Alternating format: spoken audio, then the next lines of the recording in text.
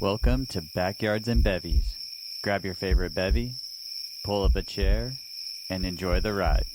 Hey, B&B fam. This podcast is sponsored to you by BetterHelp, H-E-L-P. Is there something getting in the way of your happiness? I know when I traveled the world, I had many days where BetterHelp's worldwide service of licensed professional therapists could have helped me speak to someone no matter where I was in the world about whatever was happening with my life, and with zero judgment. With their ability to match me with a therapist that best fits me, I know my mental health would have been way better back then. Believe me, I needed it. But I'm here to share a way for you to take back control of your mental health by telling you about BetterHelp's awesome services they have for you to talk with a pro about your life through their app or just online. Whether it is a video session or some simple messaging, their team is here to help. I went to check out the app for myself just to see how easy it was to use, and after a series of questions, I was told I would be able to start matching with a therapist in under 48 hours. And what is super rad is that it's affordable and they even offer financial aid too. So come join the 2 million users that have already been helped and gain back control of your mental health by visiting betterhelp.com/backyards for 10% off your first month. Remember, BetterHelp is therapy done securely online. Don't forget to use the special code BACKYARDS and let BetterHelp, H-E-L-P, help you to start living a happier life today. And we're live. Hey, Logan, my buddy Logan that we toured with many years ago. You came to the backyard. I'm here, dude. I know that we were gonna do your backyard. We were gonna hang out there with all the farmland and all the. Yeah, you do have a beautiful backyard, by the way. Thank you. But you were on your way to a motorcycle thing, and you swung by on your rig, and we just decided to do it here. So thanks for stopping by, man. No worries, man. It's a pleasure to be here, man. It's good to see you. And it doesn't feel like summer today. No, it feels awesome. It was supposed to rain today, and I'd been watching the weather all week. Yeah. And last night, it just said sunny and under 80. And I was like, this is going to be perfect. Awesome. Yeah, this isn't real. It was only like 78 or 79, but it still is under 80. Yeah. So I'm good with that. What a job, though, to be a meteorologist. You're like the greatest liar. No one cares if you lie or not. You could be like, oh, it's going to be sunny and 75 tomorrow. And people are like, oh, that's amazing. And then it rains and they're like, this effing guy. This guy.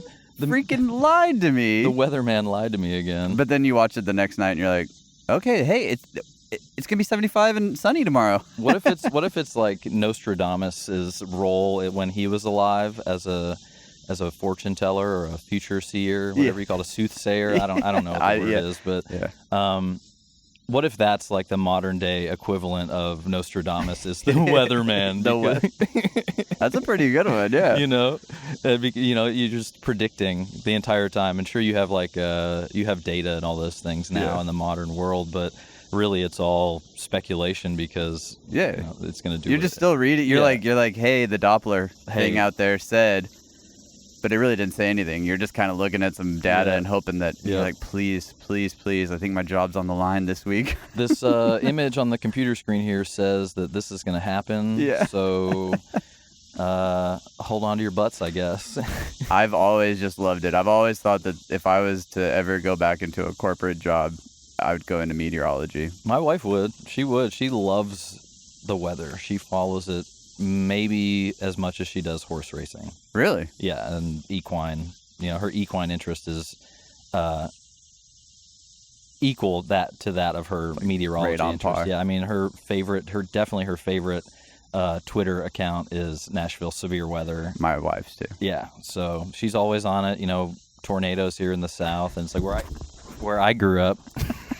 We had a mic malfunction here. You're used to the mini mic. Yeah, the tiny mic where I just, but tornadoes and stuff. I'm not familiar with that growing up in the Northeast, and that was never a thing. We would just get snow showers and thunderstorms, but really seeing the damage firsthand, these past few years, I can totally see her legitimacy to her urgency of wanting to know what the weather is going to be doing. Absolutely, Agreed. I'm from the Southwest, and we have dust, more dust, some wind, and then heat.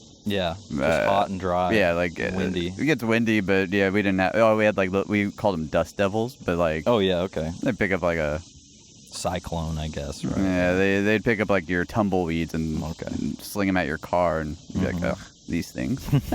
So yeah, my wife BK, she's all about that severe weather. Yep. She'll text me and call me, and I'm like, nope. Had no idea. Yeah, and they're pretty good though. I will say that they are absolutely. They are actually on point most times. Yeah, shout out to Nashville Severe Weather. No, we're not getting paid by them. Yeah. This is totally just all love. And I think it's funny because I find myself doing that now too. Because when you're married to somebody, you sort of just being in proximity to them, you sort of absorb some of these things about their personality and what they do, and vice versa as well. But that's one of the things that I think I've sort of picked up is like monitoring the weather a little more than I would have, say, 10 years ago. 100%. I got into even looking at weather when we toured, not necessarily when you and me toured, but just outdoor shows. Like, it's so important. You're like, all right. It looks sunny today. Nothing's going to happen. I'm going to get all the Visqueen and all the plastic wrap, and I'm going to tape everything down as if... Because if you don't, then it's going to rain somehow. Yeah. You'd be like in the most beautiful day ever, and I'm not going to be the guy that, ruins $200,000 worth of gear because he was lazy. Yeah, exactly. It's just, we're just going to take a chance with this. It's only just show critical, so we're just going to leave it uncovered for the day. I don't think so. I'm going to go hit the golf balls over into the lake over there and not pay attention to my gig. Yeah. But that was my first instance of really ever looking at a weather app, But here in Nashville, you never know. It's all over the place. So today we had a beautiful day, so we decided to sit outside, you and me, and you're going to go ride your bike. You showed up. That thing is beautiful, by the way. Thanks, 1970. Yeah, it's a 1975 Honda CB550 Super Sport. So they made two versions of the 550. One stock, just regular 550cc, and then they made the 550 Super Sport. It's got a little bit wider of a bore on the cylinder and maybe only 15 more horsepower than the stock. Gotcha. 550F, I guess, is how they determine and then the Super Sport is the K model. So is that considered a cafe racer style? Yeah, the style would be considered a cafe racer. Yeah, cafe racer. Yeah, that's pretty much it. Those are pretty dope, though. I've always enjoyed watching like the MotoGP racing. Yeah. And though completely different style, I just always loved the low handlebar look. I mean, there's something very cool about it. I'm not like a big Harley, the chopper kind of guy. What are the hangers? Oh, they're cool. Yeah, ape hangers. Ape hangers. That's the term. That just never, not my thing, but yeah, the Harley thing is awesome. I like it because it's American. Harley gets a lot of chaff because of the personality types that are drawn to the brand, right? So I'm gonna defend them here for a little bit because they're doing their best, honestly, to come out with new style motorcycles and to try to attract a younger crowd, crowd of motorcycle rider. They're trying to get away from that big sort of, they call it the bike style is called a bagger style, with the big panniers and the touring kit. And I mean, it's a huge bike. It's a really, really big bike, and it's made for that highway stuff. It's geared low. So. But they're trying really hard. They've got an electric department now. I did hear that. Yeah, they have a company. Well, it was a Harley called the Livewire, completely electric. But they have now removed the Harley Davidson name from it, and they have made it its own brand. So Livewire is now, it'd be like Buell or any sort of other subsidiary company that Harley Davidson I remember Buell because I worked at a dirt bike shop or a motorcycle shop when I was a kid, and Buell was like a brand, off-brand, right? Yeah, it was an off-brand of American-made, and it was like more of a crotch rocket style. Yeah, it was more of a sporty sort of Harley Davidson kind of bike, and I honestly think my next bike will probably be a Harley. Really? Nice. Yeah. I think the Hondas. We put my friend Eddie Robinson and I, who we put a lot of work into that bike, and there's some beauty. There's just a beauty in the Japanese motor. It's so precise, and it's so well made that a guy like myself can get the service manual and watch months worth of YouTube videos and can rebuild a motorcycle. Yeah. Like it's a creative process too, because basically you don't have to fall, like, engine wise, sure, like in order for the actual process of the combustion and the mechanical parts of the bike to work, yes, there is a process, but electrically and visually the bike can be whatever you want it to be, which is pretty cool. Which is awesome, which is great. That's what I love. I think I'm attracted to the most about motorcycles is that, sure, there's a set of parameters, right, within the engine and the carburetor, or if it's a new fuel injector, and the electrical system, right? So that all has to be square. But outside of that, the creative aspect of designing the bike and how it looks and how it rides, and that's awesome to me, And even just the engine itself too, that precision is amazing. It's gorgeous, Do you remember the West Coast Jobbers? Obviously, I know you've heard of them. Yeah, but do you remember that there was an episode? They used to be on like Discovery Channel before. Jesse James, right? Yeah. And he built like a copper one.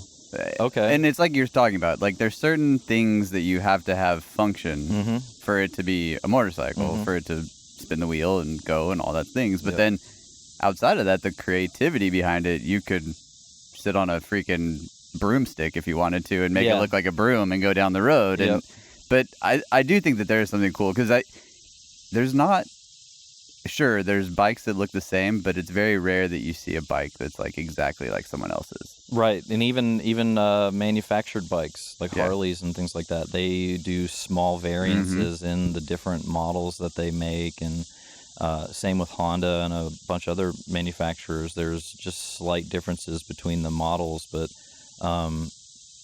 these custom bike shows, some of the builders that are out there these days and the metal fabricators that exist. Oh man, some of just the prettiest. They're pieces of artwork in my opinion. I just think that it can be, the definition of art can be applied to so many things. 100%. So, I've been to the SEMA show a bunch just as a kid, and then even into my teenage, and even as an adult. We went a few years ago. There's like gaudy looking stuff, but even inside some of that, like when you go and you start looking at the welds that people do, there's good, and then there's like, wow, this guy really took the time to pay attention to details, to like, and I think that's where like bike frames and absolutely, and even like I used to love seeing a really good set of pipes on a bike that that someone took the time to really look at the flow of how they sit on the bike and ride the bike, and you're like, wow, that is really cool. Because sure, you can go out and buy like your whatever, pro circuit whatever's, or that's probably dirt bike more, but you know what I mean. And so I think that's awesome that you've taken the time to rebuild that. It's been a long time too. I bought that bike itself is a combination of two motorcycles, actually. Okay. Yeah, so the frame and the tank and the seat, a lot of that was sort of done already when I got the bike. Like the seat was done with the little bullet cover on the back with the checkers. Okay, and the tank, it was painted. My neighbor drove past this guy's house on Murphy Road, saw it parked out front, and it had just been uncovered. He's like, I've looked at this bike's been parked out there for like 6 months. It hasn't moved. He's like, I've driven by it like every day. And one day he came over and he goes, I stopped at that dude's house and I just checked out the bike. And then my neighbor's the kind of guy, he's a little eccentric, where he took it upon himself to just get on the motorcycle, which is like number one motorcycle rule. Like everybody knows from movies and TV, don't touch another person's motorcycle. Like, you just don't know how that person's going to react. They might be cool about it.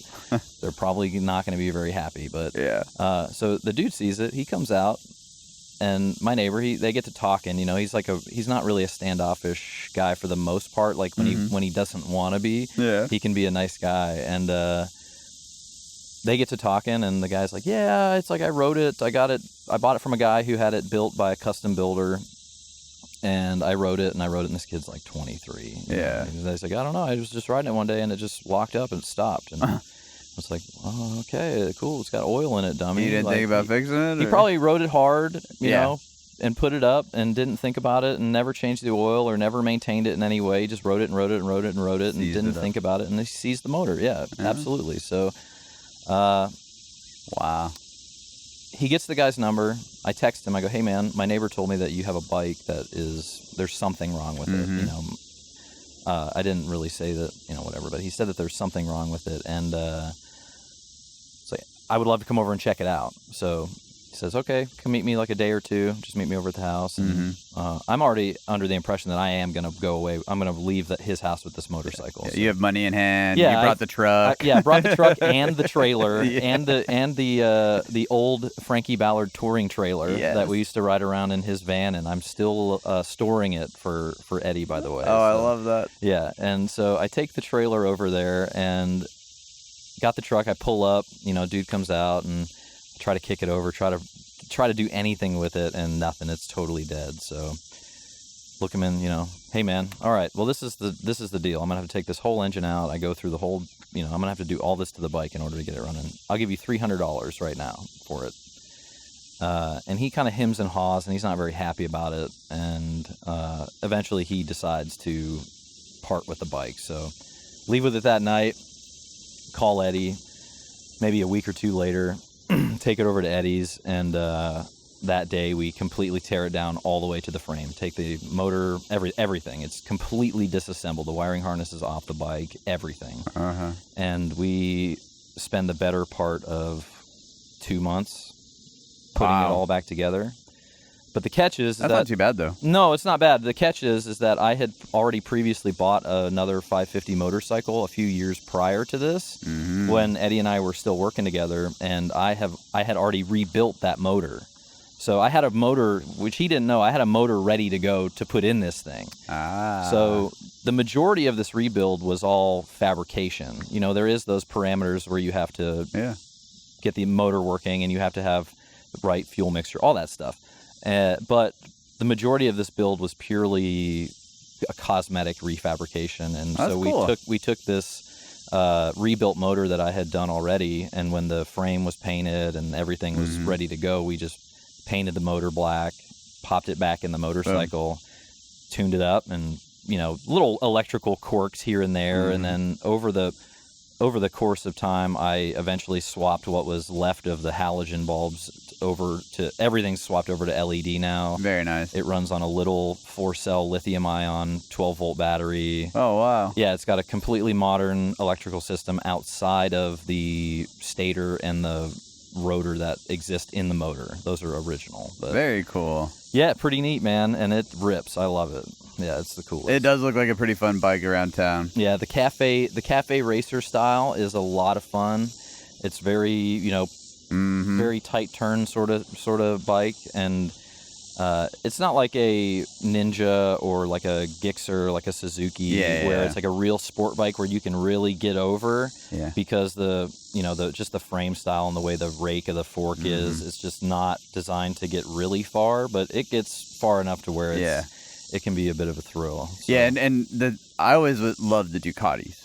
The dry clutch. Eddie's he's the Ducati guy. There is something beautiful about the way that it purrs. Yeah, it is the Ferrari of the freaking motorcycle world. Absolutely. And but I do like that style. I'm not really I would never be on a cruiser just because I don't want to cruise. I want to go, if I'm going to go fast, be on something with two wheels, I want to go fast. Yeah. And so Ducatis to me were always like, all right, I get this. So I do like the old vintage style of these. A buddy of mine, Chris Castle, I think he did something similar to like what you did. He rebuilt one, and he takes it out to like a track in Arizona and, just rips on it. And that's cool. And I think, isn't there like a whole dirt series of these? Like it's a circle, like a roundy round, and they're They basically like just slide around the track. Oh yeah, so they it might not be the exact model, but it's very similar. They do that with that's a thing that a lot of people out west do with old Indian bikes. Yeah, okay. Yeah, they do. I can't remember the race style, but it's basically just drift racing. It's an oval or a circle track. Yeah, and they just get going and yeah, and these old Indians are 3-speed. I think they're 3 gears, and most of them, I believe, are suicide shift too. So that means it's like a lever shifter on the side of the bike, and they basically just drift race around this dirt track where it's just the tires pointed, but the bike is always just kicking out constantly. I watch my little one watches a movie called Cars, and at one point, one of the old race cars is giving the new guy a little tip on dirt, and he says, "You gotta turn right to go left," and he's like, "Turn right to go left," and he tries it and he goes right, but he's not kicking the ass end around. But there is something very beautiful to watch about a dirt bike or a motorcycle that should be on the street on dirt going really fast in a circle sideways. Yeah, it's crazy, man. It really is fun. I've never done it personally, just like dirt bike stuff, but just watching it looks like, man, that is a blast. It reminds me of the Baja scene in Fear and Loathing. Yeah. Where Hunter S. Thompson's got his beer, he's covering it like this, and he's out there on the dirt track, just out in the desert, just he pours it out, just mud by the end of it. There is something just so awesome about dirt and racing and cars and motorcycles. It's just loud and they're just the burning gas. I don't know. I know. We try to be as conscious as we can about the environment, but there's just, I don't know. There's just something about the controlled explosion of a motor that is just. Yeah. I just think it's beautiful, man. Honestly, I feel like compared to what a lot of people are doing in a lot of other places, driving a motorcycle with 2 cylinders is not. I'm saving fuel. I'm being more fuel efficient. I love it. I drive a Nissan Versa. It's an economy car. You trade off here and there. I drive the motorcycle.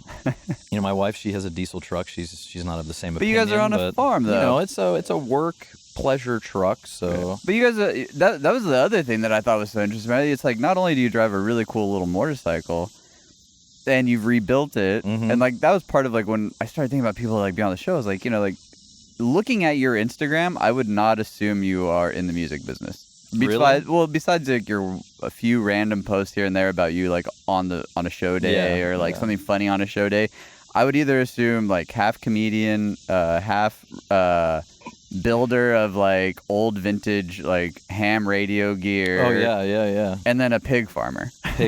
Or like farmer. Two pig farmer. Yeah. Well, you're on a tractor most of the time. I see like your posts. I'm like, all right, he's out. How many acres do you have? Okay, so we have seven acres basically out in Pegram. It's like the unincorporated part of Pegram in Cheatham County. Okay. It's right next to the wildlife management area. So Cheatham County has like 22,000 acres of game land, a nature preserve out there, and we were lucky enough 5 years ago now. Wow. To have acquired it. It was one of those like weird. The realtor called us last minute the night before. She goes, "Hey, this property is about to go on the market tomorrow morning. I've already called the realtor. We can go see it first thing at like 7 a.m. So Abby and I, we go over there and we see it. I mean, we're in love with the place. And it needed work. I mean, it still needs a lot of work. The guy that owned it before us, he was a divorcee and his wife was an equestrian rider. So okay. She was into the horses, but she split. So basically the barn had been like trash storage for him or junk storage. Gotcha. So it was just a mess. It was just filled with crap. A 40-something-year-old bachelor living in this house. Oh yeah. So he's not going out to clean the barn. That's what I mean. So we made him the offer. He had to sell quick. He was getting redeployed, I believe, is the thing that he told us, and we said, We'll buy it as is. Just go ahead, leave all the junk, leave all the shit, leave it. We'll go ahead and we'll take care of all of it. Here's our number. Yeah, and we were in a position to we had some time. We were living with Abby's grandmother at the time. Okay. In basically Cross Plains, just north of town. So we had a little bit of time. We didn't have to move in right away, and we got the place cleaned up. We'd spent a few weeks painting and getting it ready before we moved in, but that was just like the entry into what we would soon discover to be like the never-ending list of projects and just to-dos, and it's great. I'm zero complaining when I say that. It was it's just one of those perspective things to where you're like, all right, well, I'm gonna buy 7 acres worth of pretty much like unmanaged land outside of like the little half acre that the barn and the house are on, and we're going to see how it goes, pretty much. We had no heavy equipment. I had minimal tools. I had enough tools to do what like a homeowner would do, and then enough to work on a motorcycle, and that was it. I had a Ryobi and 2 batteries and some drill bits. Pretty much. And a hammer. I mean, pretty much. I had a handful of tools, and we just went in on it. So now we have a tractor. Like it's just crazy. It's crazy to see where life takes you. Funny farm, right? Yeah, like it really is. It's great. It's like a Tom Hanks. It's funny totally farm. a funny farm. My dad always sings the Green Acres theme when he comes over. And I love that. Because being from the Northeast, right? You said like Pennsylvania, right? Pennsylvania, Northwest Pennsylvania. I'm assuming that you lived on a little bit of like property, but probably not like. I grew up in the city, man. Okay, so no, I grew up in the city. So I went to not inner city, but I went to parochial school. Okay. Like the town I grew up in it's like a northeast town where you have like the Irish district and you have the Russian district and you have the German and the Italian part of town, and each part of those towns, each part of the town there has their own Catholic school and their own Catholic church, right? So I went to the Irish Catholic school, right? And so there was no farm for there was no farming. So sorry, thanks for that. Where my experience comes a total just like off. Now you're fine. My experience just being outdoors and stuff. My dad, his idea of a family vacation was to go camping. And he and all of like the other dads in our neighborhood rechartered the Boy Scout troop when we were kids. Cool. At the Catholic school. So they basically put us, all the dads in the neighborhood that all had kids that were in the same grade at St. Luke's, they were like, okay, well, we need to figure out something to do with these kids on the weekends or whatever. They need something to do outside of sports or whatever. So they all decided to recharter the Boy Scout troop, and they all put us in. And I went from like the first grade, like little tiger cub, all the way up through my adult career, to Eagle Scout and all that stuff. Oh, wow. And oddly enough, like the main core group of like 4 or 5 kids that were in this group, we all made it the entire way up to Eagle. Oh, that's pretty cool. And I think I was the only one that eventually became an adult leader, and for a couple years, I think until I turned from 18 until 21, I think I was involved, and then when I turned 21, I went to audio school. I got out of it. But. Yeah, I mean, you really got to be dedicated to stay into something like that. Absolutely, and I think there was even one point in my life where I considered going to college and getting a degree, and you can become a professional scouter. You can really? You can work for the corporate office. But, wow. Totally not a great, not a great face these days, but yeah, I think unfortunately, anywhere you look in life, there's dirt. Sure. It doesn't matter. You could be, like you could sit there and be like, oh, this group over here is the most special, high class. If you really dig, there's going to be dirt inside there. And unfortunately, I think that's just the way people inherently are. Sure. They just have corruption inside of them, unfortunately. So you could have like such a cool organization like the Boy Scouts that teaches morals and values and teaches you how to start like if you're out in the woods, you could learn how to survive. Yeah, so the point I think I was getting to was that I spent a lot of my summers when I was a kid, and once I really got involved in the program, I started going to summer camp. So I started like a week out of the summer, I would go to camp, and I realized like this is like the most fun I've ever had.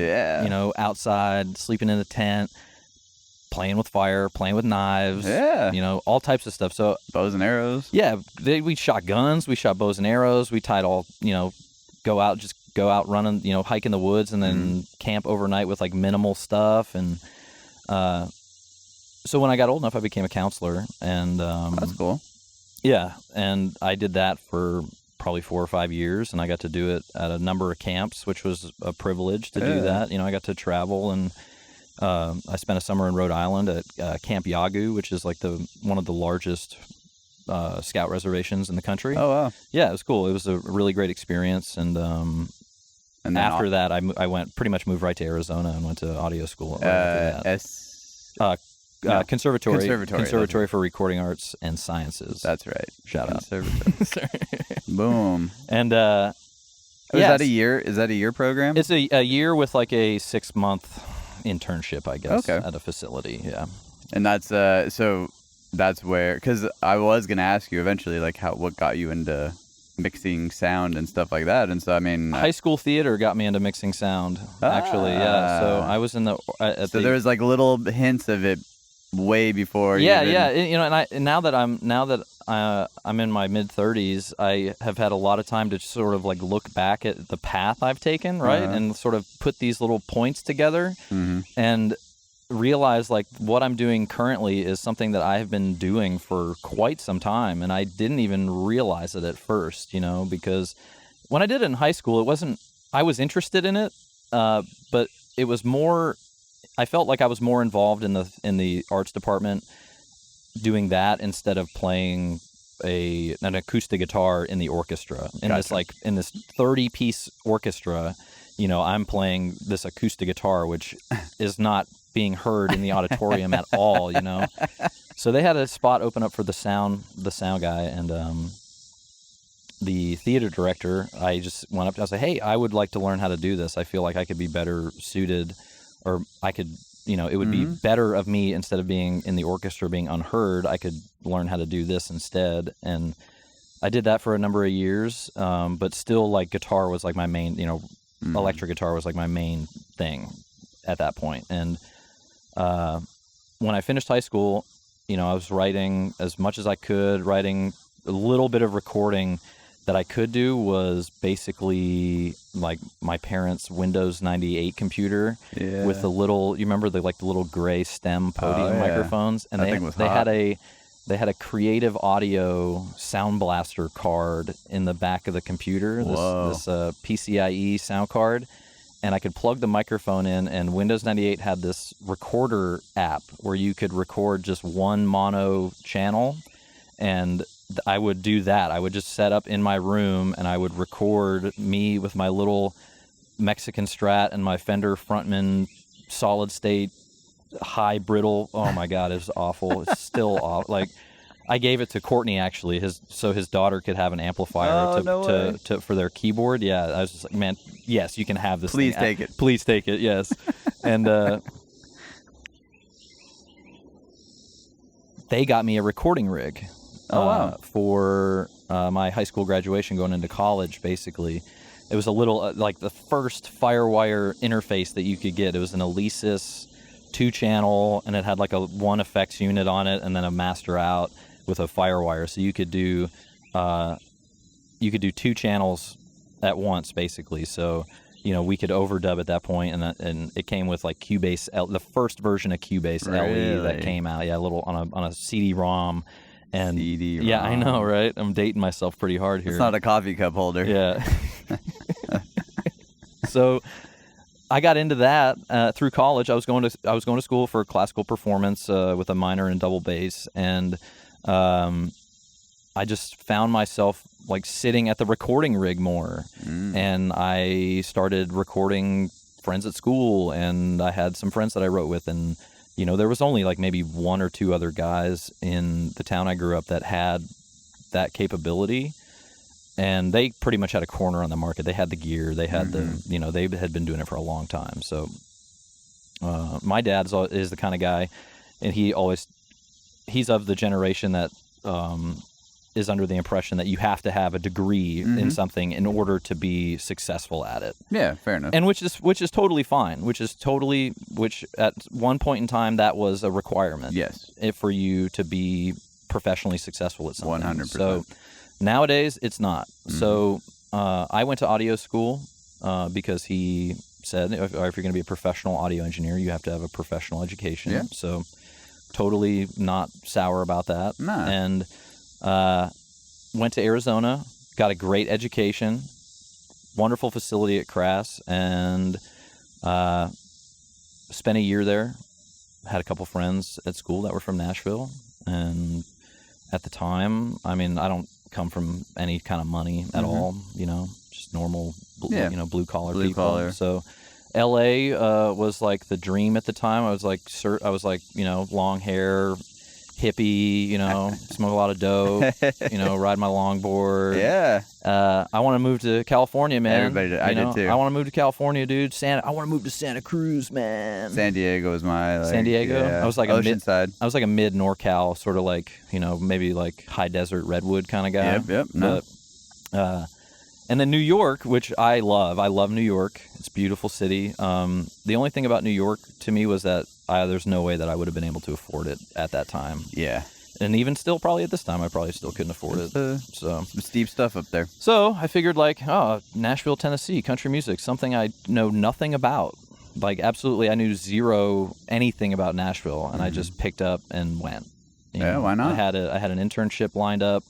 There's clearly music here. Yeah, I had a place to live, and they said basically those are your three choices. So I said I'll pick door number 3 then. All right, cool. And moved out. And they had set you up with the internship. Yeah. They have a program, or they have a program that places the students in internships. You Very cool. Just give them like a lit. They have inns at the studios, so they just say, give me your top 10 picks or whatever, and then the department goes through and they figure out which has availability, which doesn't, whatever. What year was this? 2006, I was in school, and then I moved to Nashville in 2007. Wow. Yeah, May. So you've been here a little while. Yeah, May of 2007. So coming up on 15 years now. Yeah. Wow, holy shit, dude. Holy cow. Wow. And what studio did you start at here? I interned at Soundstage Studios, which is still in existence. It's over there on Music Square East behind the BMI building. Okay, yeah. Yeah, on the corner where Loud Recording and Masterphonics is at.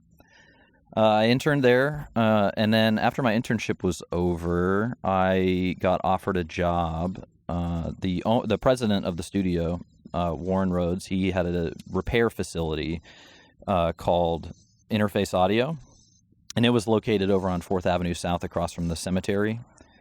I know exactly what you're talking about. Over by Pure Gold's Crazy Horse. I don't know if you know where that's at. Just kidding, sorry. I plead the fifth. Yeah, I don't know. I just know it because the shop was right next to it. That's the only. So I actually just passed that. I was just on that road yesterday, so I know exactly what you're talking about. So I worked over there for a couple of years, and basically what Warren did over there was he refurbished. He had a couple of techs over there. He refurbished and bought and sold. He brokered the sales of like solid state Logic and Neve consoles and anything that he could get his hustling hands on. That's amazing. Pretty much, so I went from being in and at Soundstage, it's no joke, man. I mean, you have Chuck Anley in backstage. You have, at the time in 2007, Reed Shippen was in front stage. That was his main room. And then you had Billy Decker in front stage, like in the little drive-through area. They had like a little like a C room in the front when you walked in, and Billy Decker had his little demo. He just churned them out, man. He did like eight or 9 a day. That's amazing. Man, just like boom, boom, boom, boom, boom, and he really. Well, there's a lot of songwriters here that want to come in and cut stuff. So. And he really pioneered that template sort of mixing style where it's like just go ahead, you got your template set, just load and load and load and load and load, and he'd tweak and and I'd sit there and I'd watch him do it, man, and it's just like, man, you have got the ears for this. I love it. Like, that's awesome. Just being inspired by that, and then just seeing guys like Chuck Anley. Lyle Love, his roster is just unbelievable, you know. So being around those guys, Kevin Beamish was another guy that was there at the time, and he did all those REO Speedwagon records. Wow. And it was cool to just be around that, and then to go from that to the other side of things, where you see the guys that turn the knobs, right? What's happening now? Yeah, you guys see on the surface level, you hear you have the ear guys which turn the knobs, and they hear and they get it all dialed in, right? Which is I want to do that. I want to do that. Yeah, awesome. I love that. And I went to go work at Interface, and I got to see this whole other side of audio engineering that I had never even put a thought to. You know, like how does this acoustic information get processed? How does it do it? You know, and they teach you in school the signal flow. You know, the transduction of air pressure into a capsule on a microphone. Blah blah blah blah blah. You know, putting us all to sleep, right? But to really, and then when you learn about electronics, you learn about circuit designers. Well, yeah, and you learn about guys that built these consoles. Neve, I guess, is the most famous example right now. It's the most famous example at the moment. Well, and he's revamped everything again. Yeah, like I mean, he, like you said, you say his name now. Even probably people that aren't audio people, like, I think I've heard of that. Yeah, you know, it's a household name at this point. But you know, there are countless of nameless engineers throughout time that have developed this technology. Bill Putnam, Universal Audio. These guys like that have these electronic backgrounds that designed this equipment out of necessity. Yeah. And it's amazing because, look at pictures of the guys at Abbey Road or the guys at UA. Yeah. What are they wearing? They're wearing white lab coats. White lab coats, yeah. man. That's because they have masters in electrical engineering. Yeah. That's why, and they're it's not like covered in tattoos. Nowadays they would be, but yeah, nowadays they totally would be. But it's that whole thing of like they were scientists. They were scientists, and that basically, that is ultimately still your job. Yeah. Those guys are still, what they were doing, turning knobs, listening, all of those other things, they were still applying all of that to the electrical engineering of the equipment at the time. So I got really fascinated with that, the history, and that kind of led me through to start acquiring tools and books and knowledge and just reading and trial and error, really. I've stood next to or behind or in front of countless engineers, and young, old, you name it. Some love digital, some love analog, and all this stuff. And you'll always stand out as one of those guys. From the day I met you, you just seemed like you were very knowledgeable. Not just Thank you. With like, oh yeah, this EQ and that microphone, and I can spout off 7,000 numbers over time and blood. You just seem like you really had this very cool understanding of the physics to the history of why certain things happened in the certain order that they happened, which then would achieve a certain sound that you wanted. And I always commended you for that because you were the opening act. So first of three. Yeah, like rarely do you see people put that kind of attention into a 20-minute, 25-minute set. Most people walk out, try to get paid, put up some faders, and then walk away because that's what you do nowadays. Yeah, but it's my name on it, man. It's my mix. And I always thought that was really cool. I don't remember you having I think you brought out a small little case with a few specialty items, if I can remember correctly. But even then, you still took time to really make your sound cool. So I always thought that was really cool. I didn't know, Thanks, man. But I didn't honestly know that you worked at these studios and then started to acquire this knowledge through that time. Yeah, so that makes sense now. Yeah, I started to do that, and granted, this is Backyards and Bevvies, and I like to think that I went so hard in my 20s that I retired by the time I was 30 from partying and boozing. So I just like to think that, I went so hard that I just had to retire. Yeah. It's just like, okay, either worry your family for the rest of your life or just give it up, dude. So I got into live sound from like moonlighting. So Interface, the tricky thing about that so to get back to just the quick story about that is, this was like 2007, 2008, like right at the top of the housing crisis. Yeah. And what we ended up doing was decommissioning. We ended up tearing out over like a dozen studios on Music Row over the course of like 2 or 3 years. And when that kind of dried up and, things got real bad, business sort of just kind of went, And so Warren kind of pivoted. Things got kind of messy, whatever, shit happens. So I got a job at the only place that I could think of that I could immediately get a job at, and that was Guitar Center. Yeah. So I did 5 tours of duty there. I like to call my years at Guitar Center tours of duty. I did 5 years at Guitar Center, and while doing that, I started moonlighting as a live sound engineer on Broadway. God. And this was back when Broadway was only like one block between 5th Avenue and 4th Avenue, and there was 8 bars. There was Rippy's, The Wheel, Crossroads, Paradise Park, Legends, Roberts, Layla's, Tootsie's, The Stage, and Second Fiddle. So there was 9 bars. But I also did that for 5 or 6 years, but that got me into networking, man. That got me into like the touring communities per se, because at that point, there were a lot of touring guys that when they would be off the road, they would come down and they would play on Broadway. And that's how I met Eddie Robinson, dude. That's how I met Eddie Robinson. And I had been on a couple of other like regional gigs before that.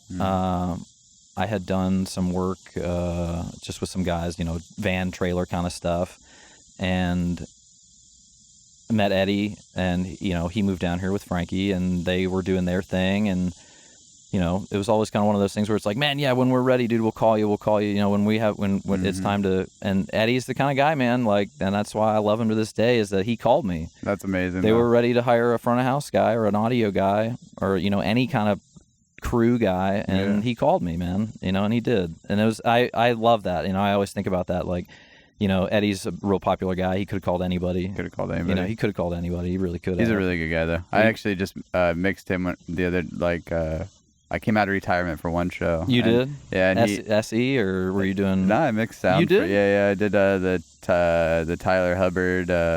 What's the CMT?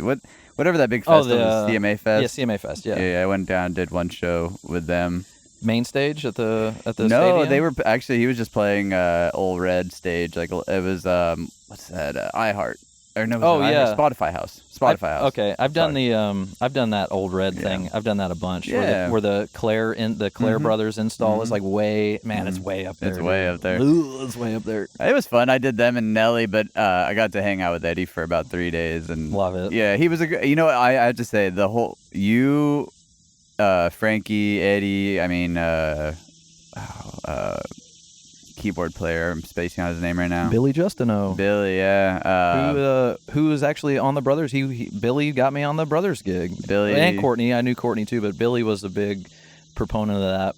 Yeah, you guys are all great. I mean, to this day, I still see photos like as I'm like through like hard drives of our time when we all played. When we played in New York City, we played the Madison MSG. Square, yeah. Or when we went to see Baz. Yeah, I have a photo of him and Frankie getting tattooed. Every once in a while, I'll talk to Baz and he'll ask about Frankie or something. And you're like, hey, how's he doing? And I ran into Frankie. Oh man, at the Opry.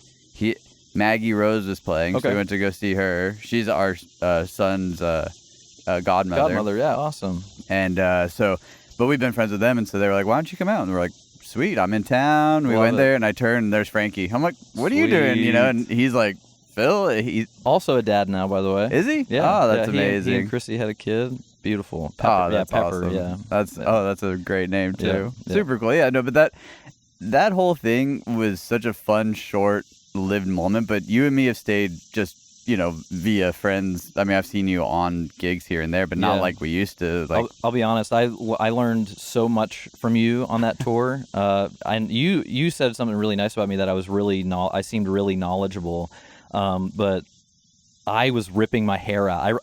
What I remember at front of house from that tour was me ripping my hair out because I had too many plugins on I was carrying a profile, I think. Yeah. Too many plugins. I was, that's what you'd always say, just keep it simple. Keep it simple, man. In, out, little bit of this, little bit of that. Just keep it. Yeah. Don't overcomplicate things. Well, I mean, maybe I can't remember the entire day, but by the end of it, I remember you leaving on a high note. Absolutely. That's what I remember the most. Absolutely. I remember that too. And I remember by the end of the tour, I was comfortable mixing in arenas, Yeah. It's like, Yeah, it was super comfortable. I learned so much on that tour. That's awesome. And my confidence working with you and Jared. Yeah. And I don't remember who was. Oh, Big Mikey was doing front of house. Mikey was doing front of house for Thomas Rhett. Rhett at the time.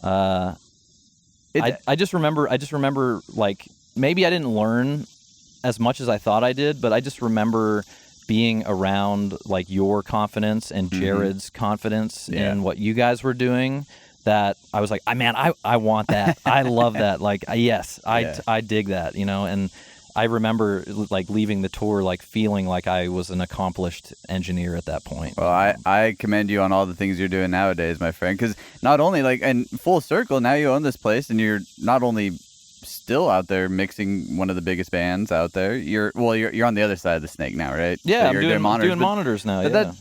But that's still a mix. It still constitutes doing everything that you learned. It's 12 mixes actually. It's 12 like stereo mixes, which is so cool too. There's like a completely different mindset. There's like all this other technique that you have to learn on top of it. But then I see you in your you're rebuilding gear, which there's your like full circle moment back to like you standing behind these grates, turning knobs that you're like, one click makes like that little difference, and then 2 clicks makes that big. You're like, oh, I'm hearing it. Yeah. And then you're like, oh, this is sweet. And now you're the guy that's like, you're like, that's not making that noise. Why? Let me open this up. Let me figure it out. Let me work on this vintage piece of gear. And so I think that it's cool because I've seen this is one thing that I've always seen is like someone who really cares. What they'll do is they'll go from mixing on like a console. Mm-hmm. They'll have a bunch of gear because maybe they read about it and they're interested in it, which is the start to learning about something. It's like, cool. Like, well, let me maybe overdo myself. Yeah, right. Then let someone kind of show me like, oh, no, maybe this or that. You need this, you need that. But now I can see your rig. You post them every once in a while. Like I said, I still know you do sound because you do every once in a while post it. But your rig is looking great. You have some Rupert Neve stuff there, right? Yeah, like, the monitor rig is great. So currently we're using a PM7. Yeah, and on those things are digital representations of what you. Yeah, which is what we want. The brothers, John and TJ are just they want it to sound great. John plays $150,000 Les Paul, a gold top named Le Freak. Like, it's the real deal. Those guys are not playing cheap gear. Yeah. So you want it to sound good. And so we want to capture those, and we want to complement those sounds the best that we can. That's awesome. And so we had been using another console manufacturer for a number of years, and we ran into some technical issues on a new version that they put out. Mm-hmm. And we, again, on the topic of customer support, we got very little to none. So we decided to go with Yamaha, because when I reached out to them, the one thing I knew about Yamaha was that M7, I toured with Frankie with an M7 for years. And the only thing I ever had to do to that console, which had been in service 10 years or more prior to us getting it, was to replace the CR watch battery for the RAM memory. And that was it. That's the only thing I had ever had to do to that console. It turned on every day, no matter how hot it was. It could sit in the sun. It would never mess up. It would never fail. So I talked to the guys at Claire, or Courtney and I did. Mm-hmm. Courtney and I talked to the guys at Claire, and we got a set of PM7s with the RPIO racks, loaded up with all the silk cards and all that stuff. And then I was like, okay, well, it only has like 5.5 milliseconds of round. It's like 5.36 milliseconds of round trip latency on any plug-in or analog insert on the optical system max. So I can put as many plugins on a channel as I want, or 8, I guess. I can put all 8 plug-in channels on the channel, and the max latency will only be 5.5 milliseconds, basically. So we're like, perfect. This is great. And when I started to explore about that more, I realized that I could start incorporating hardware into the console, which was cool. And it just started with John's guitar. John and I were talking about it one day, and we were talking about our love for the BAE 1073, which is it's the newer version of the Brent Averill. which is a 500 series neat 1073 clone, basically. Which is like a channel strip? Yeah, no, it's just a mic pre. Oh, the mic pre. It's just a mic pre, a gain, and then a trim, and then a couple of knobs, right? And or a couple of buttons. And Brent, he worked for AMS Neve for a long time. Nice. I'm pretty sure. If you want to correct me on that, that's fine. I'm just shooting from the hip right now. So just throwing it out there. I believe Brent had worked for AMS Neve for a while, and then he branched off of that, and then he started Brent Averill, and then that turned into anyway. But the revision, the BAE revision of the 1073, we were discussing it one day, and John had just decided to buy 2 of them and an API rack. He goes, "Can we interface these into the console?" He just asked me, he goes, "Can I hook this up? Can we hook these if I buy 2 of these? Can we hook this into the console?" I said, "Absolutely." Yes. Yes. Yes. Yeah. Yes, we can. I really like how it sounds when I do this, though. Oh, man. Right. Yeah. These are pretty nice. They are. So that's how it started, with 2 1073s on his guitar. He's like, "I just love the way these 1073s sound on my guitar." So, great. We'll run it.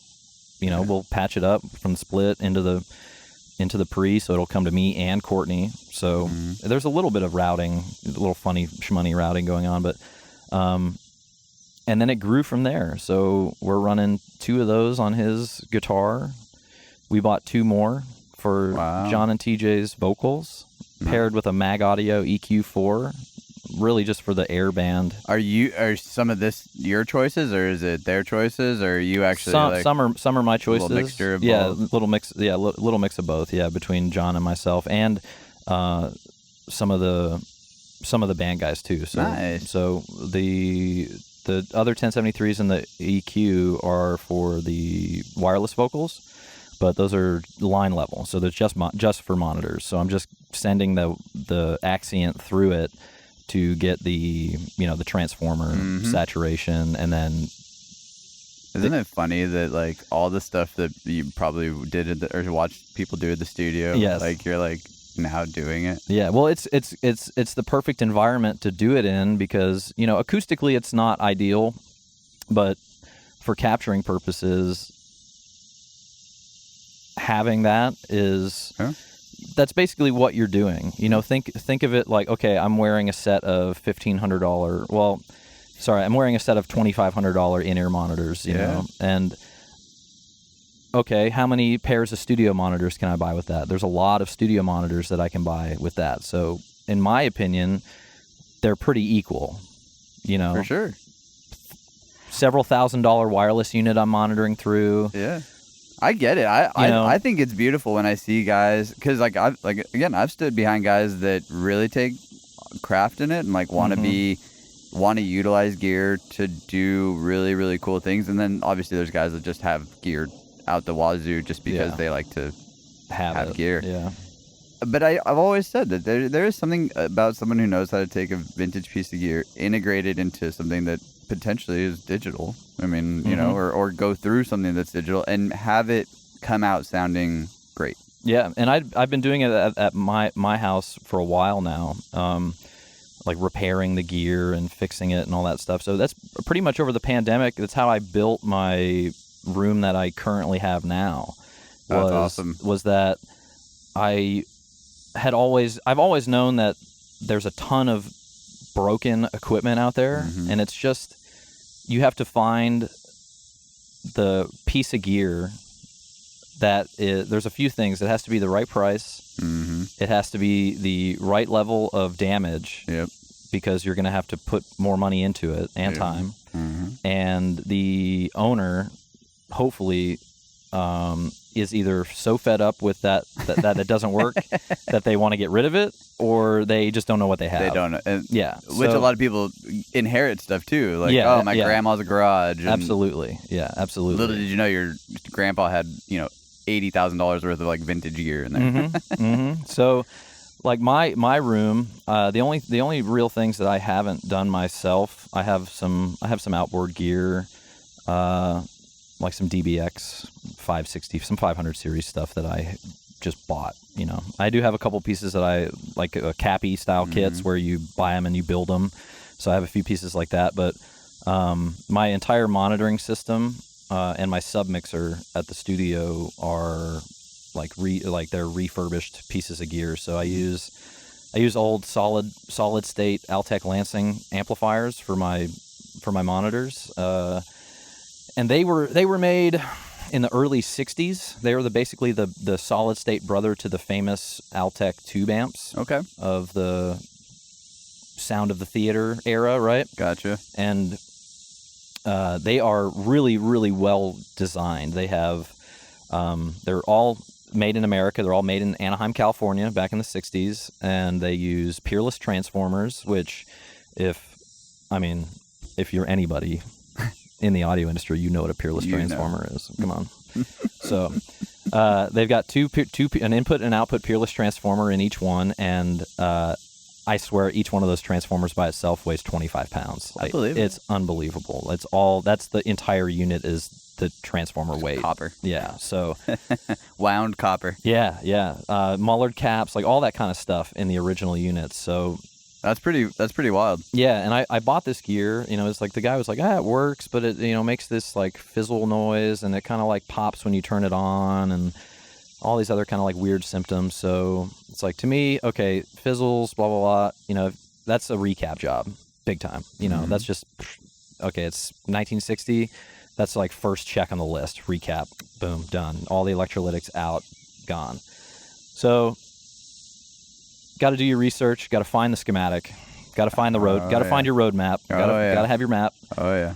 Got to find your parts list because, unfortunately, to meter a resistor properly, you have to take it out of the circuit. So having the documentation of to go like R16 is this value. Great, sweet. Okay, cool. I can just replace it with that or what, whatever. So you need some stuff in order to do it. I can't just like look at the gear and then go, oh yeah, I totally know what's going on, but. Well, you also have one of the greatest tools in the world now, the internet. Yeah, absolutely. So, which, maybe 15, 20 years ago, this would have been way harder of a task. Absolutely would have been way harder, and you can sit on your tractor now, YouTube a freaking how to restore X, and there's probably one guy. Yeah, or at least there's a video of somebody doing something to that piece of gear. Yeah. There's almost a guarantee that it might not be the thing that you're trying to do, but ultimately there is somebody trying to do something to that piece of gear, for sure. Somewhere on the internet. So, and that's pretty much how the submixer was. I got into building the gear and I got everything, set and like, okay, I'm using an Apollo 16 to put all the audio in and out into the hardware. I'm like, okay. I built a transformer box, 2 ADC mastering transformers with a tape machine. I got some outboard, so I'm building my master bus basically is what I'm doing at the studio. Gotcha. So I'm like thinking to myself like, all right, so I have these, my workflow in Pro Tools is a group based or a folder based. So drum group usually gets bussed out to a stereo, and even like the effects and everything, they're not in the drum bus, but they get fed to like the drum VCA, right, separately. So they eventually go to the same output, but they're not like processed. The dry drums and all the effects are different. So all the effects are like that, and then so you have drums, bass, guitar, blah blah blah, and I'm like, okay, well, what's the next thing that I can do in this to whatever, give it more character, spend more money, whatever excuse you want to use to buy more gear. So I don't have a lot of room at the house. I have a room that's basically 12 by 15 feet. You got to accommodate in there. Not very big. So, like, I want to have a desk. I want to have a console in front of me. But I don't have the room for a traditional recording console. So, and I don't track at the house. I rarely track. And if I do, it's me and my guitar, or I'll have a friend come over and we'll track vocals or acoustics or something. It's not a full production tracking facility. It's just a mix room where I can work. So it's going to be line level. I'm like thinking of all the things that this thing needs to do. I'm envisioning it in my head of where it's going to go and what I need it to do before I even start looking for what I am. So it's all right. It's got to be line level. It's got to have at least 8 groups. You know, it's got to have an out. It's got to have a stereo out, whatever. Pretty basic stuff, right? So I get to looking, and I'm just like on eBay and Craigslist and all types of different marketplaces, just looking and searching like recording console, audio console, all the different types of terminology you can use to bring up different search criteria. And I come across these old Gates tube consoles. Okay.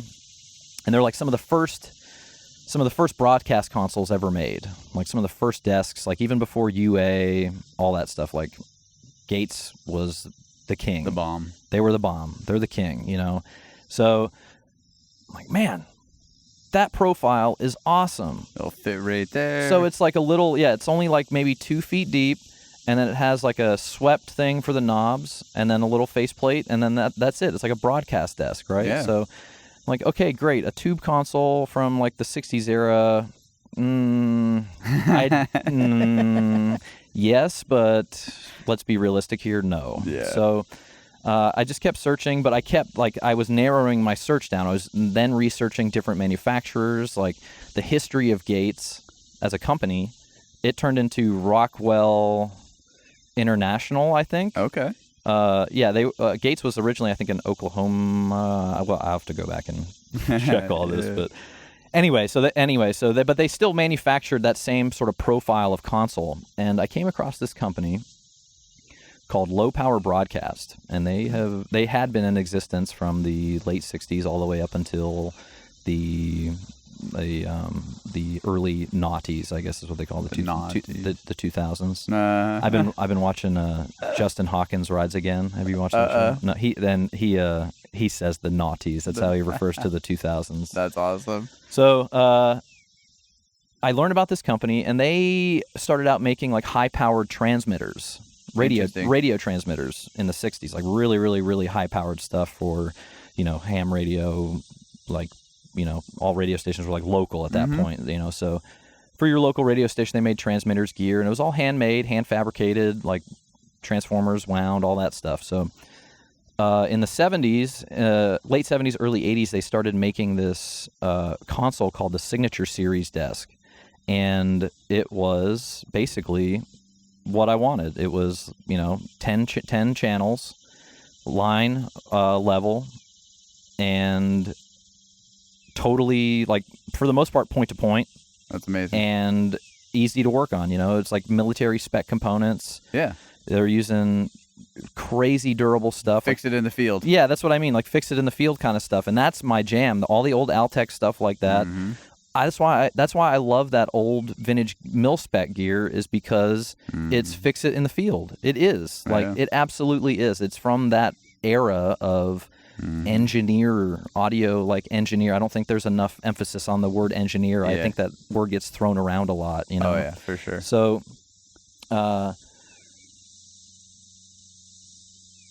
find one on eBay for like $800. Not bad at all. Right, not bad. I mean, considering it's exactly what you're looking for. Yeah, and I'm like, okay, great. It's a late 80s model, still in good shape. It's not super, super old, but it's still the same design, you know, still the same Shalco pots, silver-plated, mil-spec, 2-step potentiometer, all that crap. So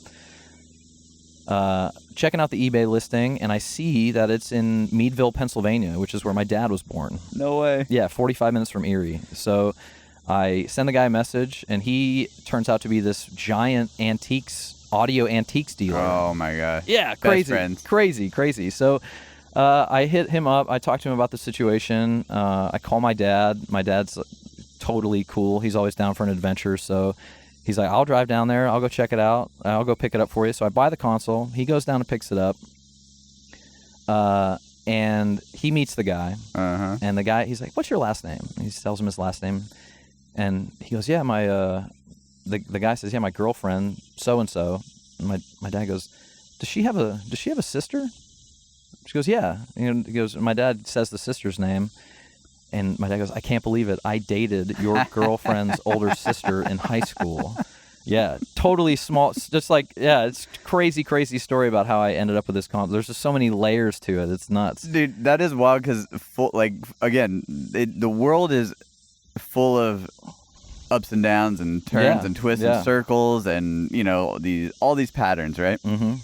Like, think about this. Your dad bought you your first recording little rig. Yeah. And there he is in Pennsylvania picking up a rig. Another console, yeah. From someone that he knew 20 plus years ago. You know what I mean? Like, that in itself makes this thing like, buy it. It really did do that for me.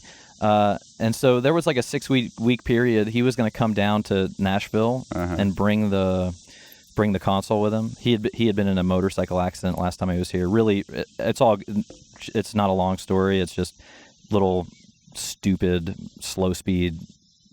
He did it to that's good. Did it to himself, basically. Good that he's okay. Yeah, but he was put up for a year, so I stored his bike here in Tennessee for a year. So he got well. He decided that he was going to come down and pick up the bike. So I was like, oh, perfect. You can bring the console with you. So 6 weeks had gone by from the point where he got the desk and then brought it down. So I'm still researching and learning about it at this point in time. So I post on Reddit about it. You know, hey, I'm going to add this to my studio. I'm posting to like broadcast engineering, vintage audio, all this different stuff. And radio technician hits me up on Reddit. And he goes, hey, that's a really cool desk, man. I don't know a ton about it, like personally, but the radio station I work for moved facilities to like southern Maryland from like where they were like on the Chesapeake, and I'll check with the radio station owners, but we're just gonna trash this old facility. Like, no way. Yeah, and keep going. Yeah, he's like, we're gonna trash this facility, and we have 3 of these desks here, and they're just gonna throw them out. Really? Yeah. So maybe like 3 days goes by, and he hits me up, and he said, "Hey man, so the guys say if you want, I mean, you can have them. You just got to get out here." Really? Yeah. So a week before my dad comes down, I go, "Hey man, do you want to go? Do you want to go for another road trip when you get here?" I have the opportunity to go pick up 3 of these consoles, and they're in immaculate condition. Wow. Yeah, they were in great condition. So we drive out there, and we leave. You know, he gets into Nashville, sleeps the night, and we leave that next morning, and we drive to Maryland, pick up the 3 desks. So we drive from Nashville, get to Maryland at like 10:30 at night. And the guy calls us on the way, and he goes, "Hey, man, my wife, she's got an emergency doctor's appointment tomorrow morning. I can't meet up with you. Can you meet tonight?" I'm like, okay, sure. There's 2 of us. I don't know, whatever, sure. Yeah. So we meet him at the radio station, 10:30, and we spend like an hour. He's like, "Just go ahead and go through everything. Get whatever you want. I don't care." Wow. So I get 3 desks. I get like I get a power supply, UPS. I get a bunch of vintage Electro Voice microphones. Oh, my gosh. And all this other stuff, like a bunch of like line converters, like -10 to +4, all that kind of stuff. And we drive it back, and then I spent this winter basically refurbishing this console and learning about it and building the looms and like getting it incorporated into the studio. And it's like one of the major parts of my workflow now. But it's just so that's so cool. It's such a cool. I just love telling that story because it's, you know, my dad's involved in it, and you know, just this happenstance of a stranger on the internet, the friendliness of a stranger. You know, I didn't ask for him to give them to me or anything. No. It was just like one of those things like, does anybody know anything about this gear that they can tell me to give me some kind of insight into it at all?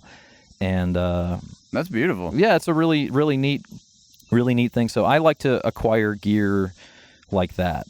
You know, I like to go find what's been well loved and what's been,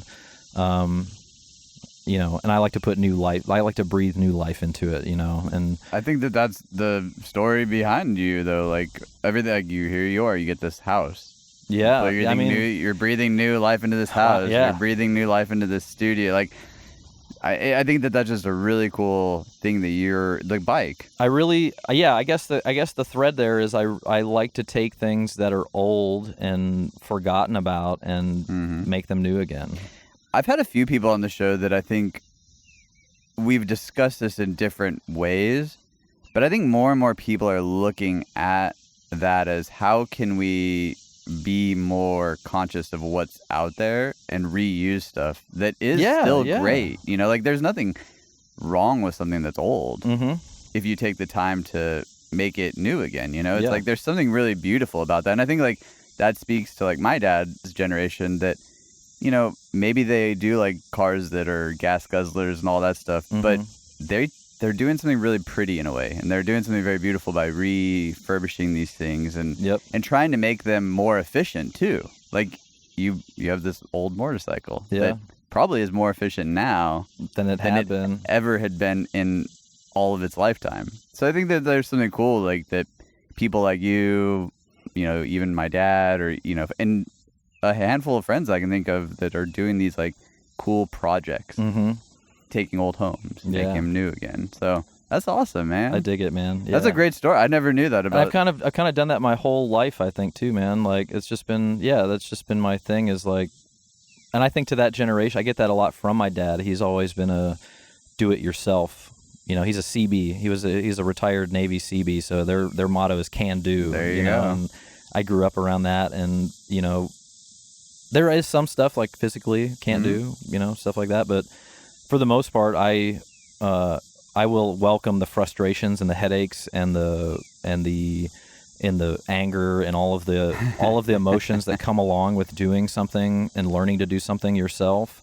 It's important, I think, because that's how I've found that I grow as a person. Yeah. You know, I try to grow that way. And if everybody does everything for you, you're not really learning. Yeah, that's right. If everybody does it for you, you don't learn anything. Dude, I know you got a place to go. I can see my little dude starting to wiggle around. Yeah, man. We didn't get to talking to your pigs about this time, but yeah, it's okay. There's not really much to talk about. The pigs are great, Hank and Peggy. I just love that you have pigs. Just a side note. The pigs were a pandemic thing. That was like a pandemic purchase. I love it. And how I found out we were getting a pig was my mother-in-law sent me a book for my birthday last year. Get out of here. Or 2 years ago. And it was everything that you need to know about pigs. Get out of here. And I looked at my wife and I said, your mother has officially lost her mind. I have no idea why she would send me this. And the look that she gave me, I immediately knew that we were getting a pig. So, yeah, we drove up to Kentucky to a lady that breeds these quarter mini, 3/4 cooney pigs. Oh, cool. And we got Hank and Peggy. So Hank is he's the quarter mini, 3/4 cooney, and Peggy is a Vietnamese potbelly. And Peggy's a rescue. My wife found her in West Nashville. Got a call from our realtor selling a house, and the neighbor had this pig that was loose, and she was like, "Can you come over and like rescue this pig?"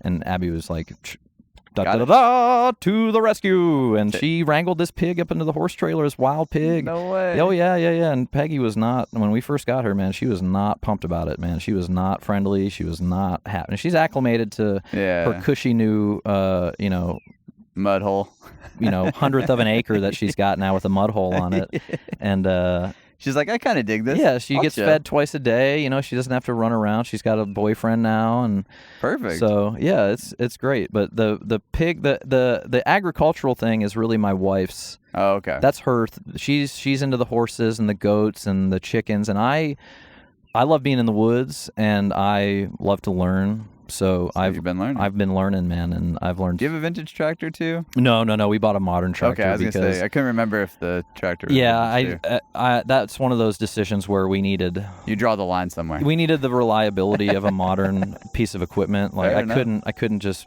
We had so much work to do that I couldn't. There was zero time for downtime on a tractor. Like it had to just work all the time. That was it. So. It's one of those things where I couldn't risk then I have to order this part, or I have to find this or find that and wait for it to come in. And nope, just I'm gonna bite the bullet. Just give me the farmer's you get agricultural credit, which has great interest rates, and it's basically like financing a house for a farm equipment. The interest rate is super low. So, but yeah, that's her deal, and I live my dream. I get to do that. And she is, professionally, she doesn't do that. So this is me being, as her husband, it's Yeah. my responsibility to help her achieve her 100%. dreams. Yeah. You know, and if this is a dream of hers, Willing the good then of the other.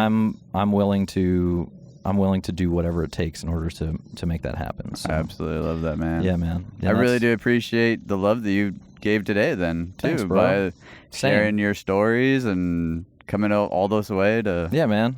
I appreciate you having me. I feel like I ramble a lot, but, you know. That's what a podcast is all about. It is. It's just You should hear talking. me ramble.